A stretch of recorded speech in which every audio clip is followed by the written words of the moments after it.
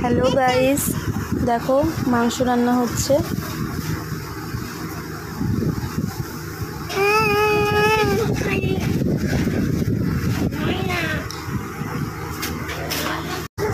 Hello friends, মাংস রান্না হচ্ছে। আমি প্রথমে জিরে, শুকনো লঙ্কা, তেজপাতা আর পেঁয়াজ দিয়ে নিলাম। তারপর একটু নাড়াচাড়া করে এর মধ্যে একটু লবণ, একটু হলুদ, পরিমাপ মতো শুকনো লঙ্কার গুঁড়ো, ধনে গুঁড়ো, জিরে গুঁড়ো দিয়ে নিলাম। তারপরে ধুয়ে ভালো করে মাংসটা ধুয়ে তারপরে মাংসটা দিলাম।